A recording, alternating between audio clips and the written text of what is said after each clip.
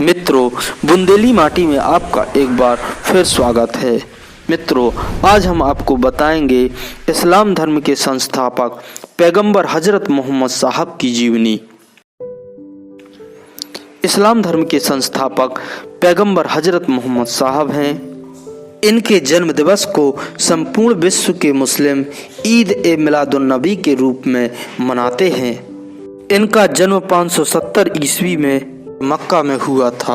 इनके पिता का नाम अब्दुल्ला और माता का नाम आमीना था। ये कुरैश कबीले से संबंधित थे।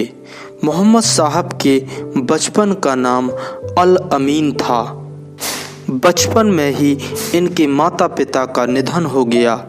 इनका पालन पोषण इनके चाचा अबू तलीब के द्वारा किया गया।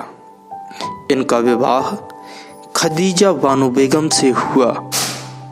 मोहम्मद साहब प्रायः मक्का के पास हीरा नामक गुफा में इबादत करते थे। यहीं 40 वर्ष की अवस्था में जिब्राइल नामक देवदूत ने उन्हें अल्लाह का पैगाम सुनाया। यहीं उनको संदेश मिला कि अल्लाह के अतिरिक्त कोई दूसरा नहीं है, मोहम्मद उनके पैगंबर हैं। ज्ञान प्राप्ति के बाद उनके कई उपनाम भी हो गए, जैसे पैगंबर अर्थात अंबर से पैगाम लाने वाले, नबी अर्थात सिद्ध पुरुष, रसूल अर्थात ईश्वर का दूत। मोहम्मद साहब ने अपना पहला उपदेश अपनी पत्नी खदीजा को दिया, जो उनकी प्रथम शिष्या बनी। जब मोहम्मद साहब ने अपनी शिक्षाओं का प्रचार प्रसार करना प्रारंभ किया तो प्रारंभ में लोगों ने इनका विरोध किया, जिससे विवश होकर उन्हें 16 जुलाई 622 ईस्वी को मक्का से यासरिब जाना पड़ा। इस घटना को हिजरत कहते हैं। यहीं से 622 ईस्वी में हिजरी संवत प्रारंभ हुई। यासरिब मदीनतुन नबी अर्थात नबी का शहर या मदीना कहलाया। इसके बाद मोहम्मद साहब ने मक्का की ओर रुख किया और मक्का के साथ साथ समूचे अरब में इस्लाम फैल गया।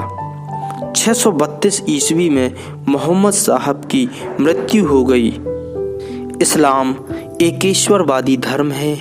इसके 5 प्रमुख स्तंभ हैं। अल्लाह एवं रसूल पर विश्वास करना, प्रत्येक मुसलमान को 5 बार नमाज पढ़ना चाहिए। सुबह की नमाज फजर, दोपहर की नमाज जोहर, दोपहर के बाद की असर, शाम के समय की नमाज मगरिब और रात्रि की नमाज ऐसा कहलाती है। तीसरा स्तंभ है ज़कात।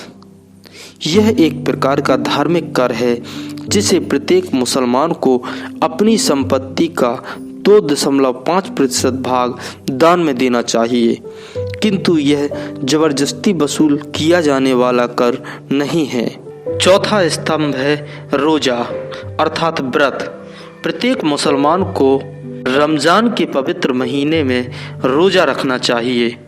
और 5वां स्तंभ है हज, जो कि प्रत्येक मुसलमान को अपने जीवन काल में एक बार जरूर मक्का मदीना की यात्रा करनी चाहिए।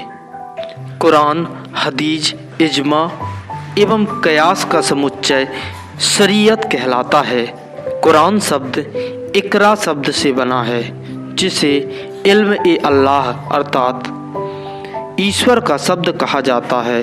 इसमें कुल 114 सूरा या अध्याय हैं। हदीस या सुन्ना पैगंबर साहब से जुड़ी परंपराएं हैं, जिसके अंतर्गत उनके स्मृत शब्द या क्रियाकलाप आते हैं। विधि शास्त्रियों द्वारा व्याख्या किया गया कानून इज्मा कहलाता है। कियात सदृश्यता के आधार पर एक तर्क है।